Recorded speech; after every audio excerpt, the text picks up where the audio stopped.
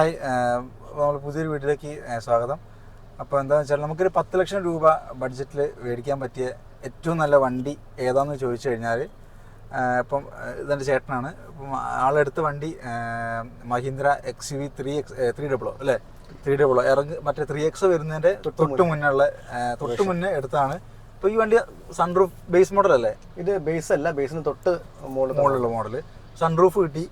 പിന്നെ വേറെ എന്തൊക്കെ ചെയ്ത് ഇതിലിപ്പോൾ ഞാൻ ചെയ്തിരിക്കുന്നത്, ഇതിലിപ്പോൾ വണ്ടി ഇറക്കുമ്പോൾ ഇതിൽ സൺറൂഫ് ഉണ്ടായിരുന്നു, AC, power steering, 4 door power window, tiltable steering ആണ്, പിന്നെ ABS ഉണ്ട്, അങ്ങനത്തെ ഒരുവിധം ഫീച്ചേഴ്സ് ഒക്കെ ഉണ്ട്. ഇതിൽ ഇല്ലാത്ത ഫീച്ചേഴ്സ് നമുക്കിപ്പം അലോയ് വീൽ ഇല്ലായിരുന്നു, അതേമാതിരി സൗണ്ട് സിസ്റ്റം ഇല്ലായിരുന്നു, അത് രണ്ടും. പിന്നെ അതേമാതിരി ഫോഗ് ലാമ്പ്, അത് മൂന്നുമാണ് ഞാൻ പുറത്തും ചെയ്തത്.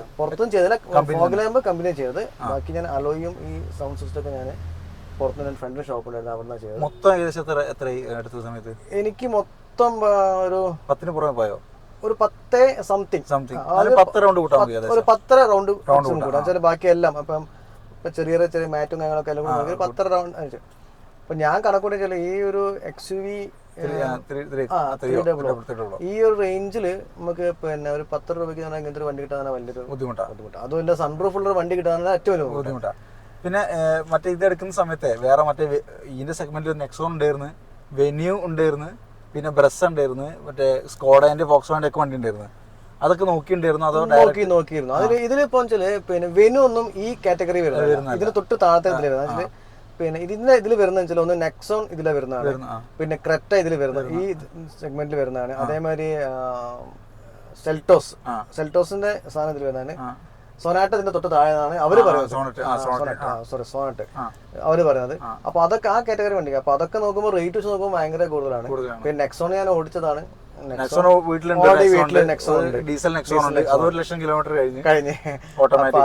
അത് ഞാൻ ഓടിച്ചതാ. അപ്പം പക്ഷെ ഇതിലും ചില ഞാൻ കാരണം ഇത് പെട്രോൾ ആണ് വണ്ടി, ഭയങ്കര ഒരു സൗണ്ട് പോലും വണ്ടി പവറാണ്. വണ്ടി എടുക്കുമ്പോഴത്തേക്ക് നമുക്കൊരു വിത്തിൻ സെക്കൻഡ്സ് നമുക്ക് ഒരു 100 കിലോമീറ്റർ ടക്കുന്ന് എത്തും. അപ്പൊ അതൊരു ഭയങ്കര. ഞാൻ മുമ്പ് നമ്മൾ യൂസ് ചെയ്തത് ഡീസൽ വണ്ടിയാണ്. ഞാൻ ഉപയോഗിച്ച് തുടങ്ങിയത് പെട്രോൾ ആണെങ്കിലും ഡീസൽ വണ്ടി ഒരു 10-12 വർഷം ഉപയോഗിച്ചതാണ്. പിന്നെ രണ്ടാമത് ഞാൻ പെട്രോളിലേക്ക് വന്നതാണ്. പക്ഷെ ആദ്യത്തെ കുറച്ച് എനിക്ക് ശരിക്ക് പിന്നെ നമ്മൾ ഡീസൽ ഓടിക്കുന്നവർ ഓടിച്ചാൽ ഇതങ്ങ് പറന്നങ്ങ് എവിടെയെങ്കിലും എത്തിപ്പോകും.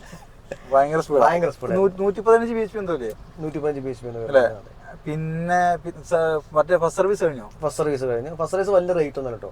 നമ്മൾ പണ്ട് ഞാനൊക്കെ എൻ്റെ ഒരു ധാരണ വെച്ചാൽ മഹീന്ദ്ര അതേമാതിരി ഒക്കെ ചെയ്തതിൽ ഭയങ്കര റേറ്റ് ആവുന്നതായിരുന്നു. ഫസ്റ്റ് സർവീസ് പെട്രോൾ വണ്ടിയാണ്. ഇതില് പിന്നെ എനിക്ക് ആകെ ഒരു 2000 റുപ്പീസിന്റെ സംതിങ് അങ്ങനെ എന്തെങ്കിലും വന്നിട്ടുള്ള ഓർമ്മ. ഫസ്റ്റ് സർവീസ് ഓയിൽ മാറി, അതിൽ അവരെന്തൊക്കെയോ ഫസ്റ്റ് സർവീസ് എല്ലാവരും മാറിക്കണം. അത്രേ വരുന്നുള്ളൂ. 3 ഇയർ വാറണ്ടിയാണ്. 1 ലക്ഷം കിലോമീറ്റർ. 1 ലക്ഷമാണെന്നൊരു ഓർമ്മ. ചിലപ്പോൾ വണ്ടി എടുത്തിട്ട് ഞാൻ ഒരു വർഷം 3 മാസം. വണ്ടി സെറ്റാണ്. ലോങ് ഡ്രൈവ് എവിടെയൊക്കെ പോയി? ലോങ് ഡ്രൈവ് ഞാനിപ്പം ഏകദേശം പിന്നെ ഇവിടുന്ന് അങ്ങോട്ട് പോവാണെങ്കിൽ ഒരു മൈസൂരിലേക്ക് പോയിട്ടുണ്ട്. പിന്നെ ഗോവയിൽ പോയി, അങ്ങനെ പോയില്ല. പിന്നെ ഇപ്പൊ അവിടേക്ക് പോകുമ്പോൾ ഗുരുവായൂർ, ഞാൻ ഗുരുവായൂർ വണ്ടി പോയിച്ചും കാര്യങ്ങളൊക്കെ. അത് ഏകദേശം എത്ര മൈലേജ് ഉണ്ട്? മൈലേജ് ആണ് കുറച്ചൊരു പ്രശ്നം. അത് കേൾക്കുമ്പോൾ നമുക്ക് ആകെ സങ്കടം വരും. പക്ഷെ സങ്കടപ്പെട്ട ആവശ്യമൊന്നുമില്ല. പവറുണ്ട്, കാര്യങ്ങളുണ്ട്. പിന്നെ ഭയങ്കര മോശം മൈലേജൊന്നുമില്ല. നമ്മള് കറക്റ്റ് നമ്മള് ഒരു വൃത്തിക്ക് ഓടിച്ചു കഴിഞ്ഞാൽ നമുക്കൊരു 13.5 വരെയൊക്കെ ഒന്ന് പിടിക്കാം. അതായത് വലിയ കുഴപ്പമില്ലാണ്ട്. പിന്നെ നോർമൽ ഇപ്പൊ ഞാൻ പറഞ്ഞു, നോർമൽ എനിക്ക് കിട്ടിക്കൊണ്ടിരിക്കുന്നത് 11.2 ആവറേജ് കാണിക്കുന്നത്. 11.2 എന്തായാലും ഒരു 11 വരുന്ന ആ റേഞ്ചിൽ കാണിക്കുന്നുണ്ട്. അതിൽ കുറയാറില്ല. പിന്നെ തുടക്കത്തിൽ കുറവായിരുന്നു. പിന്നെ ഒരു ഫസ്റ്റ് സർവീസ് കഴിഞ്ഞ് വന്നപ്പോഴത്തേക്കിനെ കൂടി. പിന്നെ ഓടുന്നതനുസരിച്ച് നമുക്ക് എന്തായാലും നല്ല റണ്ണിങ് ഒക്കെ ആണെങ്കിൽ നമ്മൾ ഓടിക്കുന്ന ഒരു പെർഫെക്റ്റ് ആണെങ്കിൽ ഒരു 13.5 വരെയൊക്കെ കിട്ടിയിട്ടുണ്ടെങ്കിൽ. അതിന് മുകളിലേക്ക് കിട്ടിയിട്ടുണ്ടെന്നൊക്കെ പറയുന്നത്. പക്ഷെ നമുക്ക് കിട്ടിയിട്ടില്ല, എനിക്ക് കിട്ടിയിട്ടില്ല. ഇത് ഏത് വേരിയന്റ്? അത് ഇവർ ഈ സെക്കൻഡ് മോഡൽ തന്നെ സൺറൂഫിൽ മുകളിൽ ഇറക്കിയിട്ടുണ്ടായിരുന്നു, അവസാനം ഇറക്കിയ മോഡലാണ്? അല്ല, ഇത് പിന്നെ അവര് സെക്കൻഡ് മോഡലിൽ തന്നെ 2-3 വേർഷൻസ് ഇറക്കിയെന്നൊക്കെ അവർ അന്നിനോട് പറഞ്ഞത്. അപ്പൊ എനിക്കിത് കിട്ടുന്ന സമയത്ത് ഇതില് ഈ സംഭവങ്ങളൊക്കെ ഉണ്ടായിരുന്നു. അപ്പൊ അവര് പറഞ്ഞാല് ബേസിലാവുന്നില്ല. പക്ഷെ ഞാൻ പലപ്പോഴും നോക്കിയിട്ടുണ്ട്, ഇതിനെക്കാട് അടുത്ത വേരിയന്റിൽ പോലും സൺറൂഫ് ഇല്ലാത്ത വണ്ടികളില്ല. ഞാൻ കണ്ടിട്ടുണ്ട്. ഇതിലൊന്നും മറ്റേ എന്താ പറയാ ടൈഗോളൊന്നും സൺറൂഫേ ഇല്ലാന്ന് തോന്നുന്നു. ഇല്ല. അതുമല്ല ഈ ഒരു റേറ്റിൽ സൺറൂഫ് കിട്ടുന്ന വണ്ടി എന്ന് പറഞ്ഞാല് എനിക്ക് തോന്നുന്നില്ല. അപ്പം ഇതൊക്കെ കണ്ടപ്പം പിന്നെ ഓട്ടോമാറ്റിക് മെയ്ഡ് ഇൻ ഇന്ത്യയാണ്, മഹീന്ദ്രയാണ്. ഞാൻ ഇതുവരെ ഉപയോഗിക്കാത്ത ഒരു ബ്രാൻഡാണ്. അപ്പോൾ പിന്നെ ഇതേതാ ഇറ മോട്ടോഴ്സാ? ഇറ മോട്ടോഴ്സ് എടുത്തിരിക്കുന്നത്. സർവീസ് ഒക്കെ ഉണ്ട്? കുഴപ്പമില്ല, ഇറ മോട്ടോഴ്സ് മാത്രമേ ഉള്ളൂ കോഴിക്കോട്. ഇറ മോട്ടോഴ്സ് മാത്രമേ ഉള്ളൂ. വേറെ കൂടെ വന്നു കഴിഞ്ഞാൽ കുറച്ചും കൂടെ കോമ്പറ്റീറ്റീവ് ആയിട്ടാകുമ്പോൾ അങ്ങനെ വരുമ്പോൾ ഓട്ടോമാറ്റിക് ആയിട്ട് വ്യത്യാസം ഉണ്ടാവും. അത് നല്ല സർവീസ് കൊടുക്കും. രണ്ടുപേരും നമ്മളൊരു മത്സരം വരുമ്പോൾ ഓട്ടോമാറ്റിക്കലി വരും. അപ്പം ഇതെന്റെ അനിയനാണ് സച്ദേവ്, മറ്റേ ഓട്ടോമൊബൈൽ ഡിപ്ലോമ കഴിഞ്ഞ ആളാണ്. പിന്നെ വണ്ടി ഓടിച്ചല്ലേ? അത് കുറെ വണ്ടി ഓടിച്ചല്ലേ? പിന്നെ മറ്റേ ഇവിടെ റനോല് വർക്ക് ചെയ്തിട്ടുണ്ട്. അപ്പൊ എനിക്ക് ഈ വണ്ടിനെ പറ്റി തോന്നുന്നത് ഈ ഒരു സെഗ്മെന്റില് വൺ ഓഫ് ദ ബെസ്റ്റ് വണ്ടിയാണ്. കാരണം ഈ സെഗ്മെന്റിൽ ഒരുപാട് വണ്ടികളുള്ള ഒരു ടൈമാണ് ഇപ്പോൾ. അതെ, എനിക്ക് ഈ വണ്ടിയിൽ പ്രത്യേകിച്ച് ഒരു ഇഷ്ടപ്പെട്ടെന്ന് പറയുകയാണെങ്കിൽ ഇതിന്റെ ഏറ്റവും അടിപൊളി പറയുകയാണെങ്കിൽ ഒന്ന് എഞ്ചിനും ഒന്ന് ബ്രേക്കിങ്. കാരണം 4 ഡിസ്ക് ബ്രേക്ക് വരുന്ന എനിക്ക് തോന്നുന്നത് സോണറ്റും മിനി വണ്ടി മാത്രമേ 4 ഡിസ്ക് ബ്രേക്ക് വരുന്നത് ഈ സെഗ്മെന്റിൽ. അതെ, പിന്നെ ഡ്രൈവിംഗ് കുറിച്ച് ഭയങ്കര ഫുള്ള് ബോണറ്റ് അതുകൊണ്ട് നമുക്ക് നല്ല വ്യൂ കിട്ടും. കറക്റ്റ് എഡ്ജും സൈഡിലെ മറ്റേ കറക്റ്റ് എഡ്ജ് ഞാൻ വീഡിയോ ഇടാം. കറക്റ്റ് എഡ്ജും കിട്ടും നമുക്ക്. മറ്റേ ബോണറ്റിന്റെ വ്യൂ മൊത്തം കിട്ടും. ഭയങ്കര സീറ്റ് അഡ്ജസ്റ്റ്മെന്റ് ഇല്ല, മോൾട്ട് വേരിയന്റ് മാത്രമേ വരുന്നുള്ളൂ അല്ലേ? പിന്നെ AC ഓട്ടോമാറ്റിക് അല്ലല്ലോ, ഓട്ടോമാറ്റിക് കൺട്രോൾ അല്ലല്ലോ, സാധാരണ പോലെ തന്നെ സാധാ AC ആണ്. പിന്നെ അതിന്റെ ആവശ്യമുള്ളൂ. ഓട്ടോമാറ്റിക് ആവശ്യം നല്ല തണുപ്പുണ്ട് ഇപ്പൊ തന്നെ. പിന്നെ എന്താ പറയാനുള്ളത്, സൺറൂഫ് ഉണ്ട്.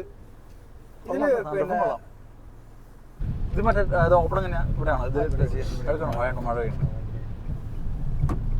ഇതില് പിന്നെ ഒരു കാര്യം പറയാൻ പറ്റുമെന്ന് ഇതിലൊരു പിന്നെ സ്റ്റിയറിംഗ് കൺട്രോളിന്റെ സംഭവമുണ്ട്, നോർമൽ കൺട്രോൾ ഉണ്ട്. ഇതിപ്പം ഇതിന്റെ ഇവിടെ ഒരു ബട്ടൺ ഉണ്ട്.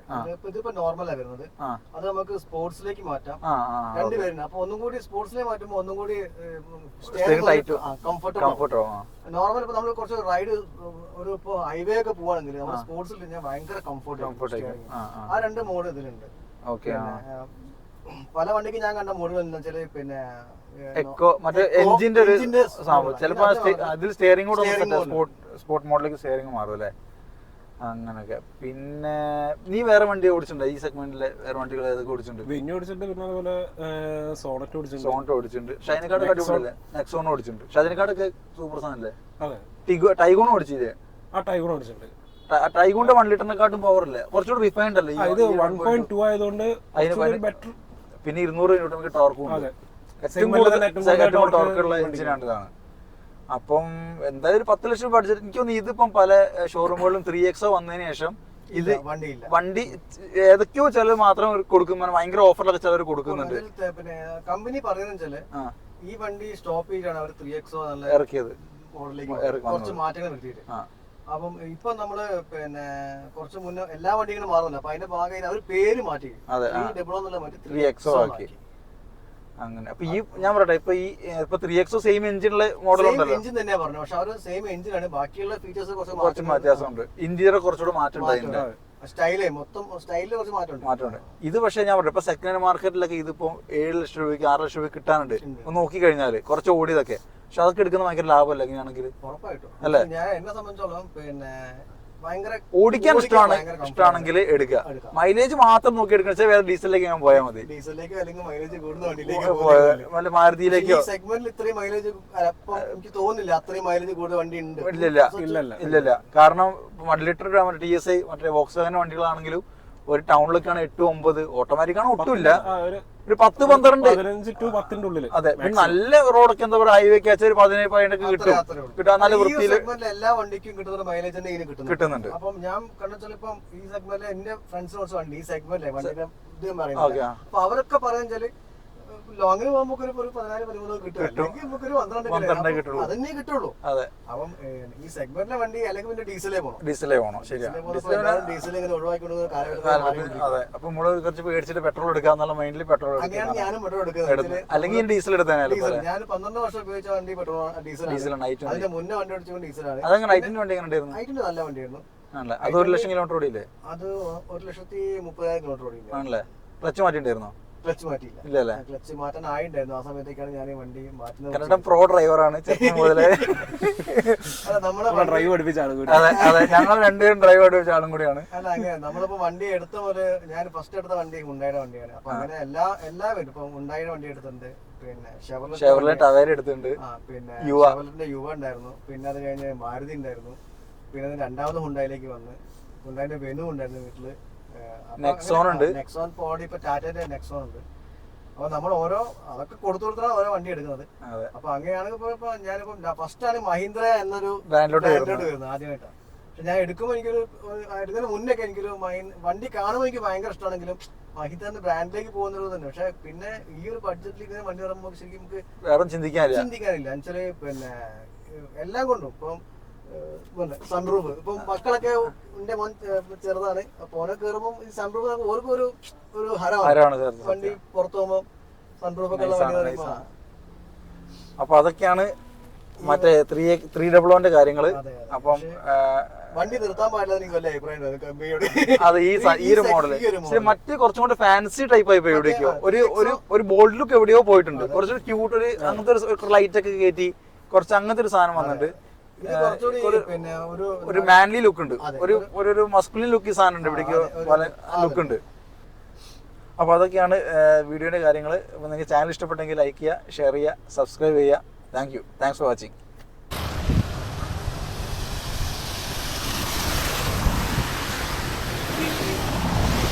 ചളിയൊക്കെ പോയി വൃത്തിയിട്ടോ കറക്റ്റ് അവിടെ എങ്ങനെടാ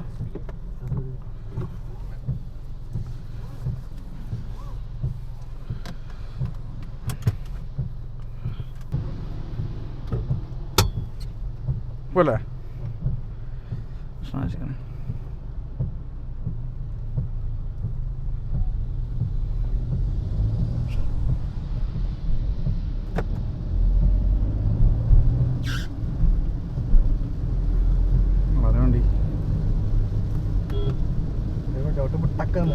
ആ ബ്രേക്ക് അല്ലേ?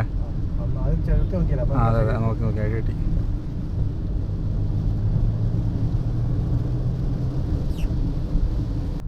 ഇന്നാ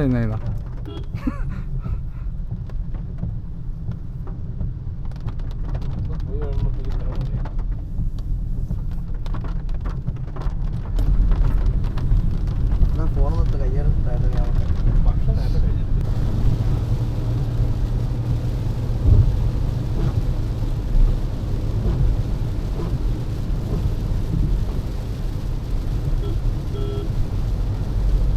മറ്റേ ഇതല്ലേ, മറ്റേ എന്താ പറയാ, മാനുവൽ അല്ലേ? അല്ല, അത് മറ്റേ മറ്റേ നൈറ്റ്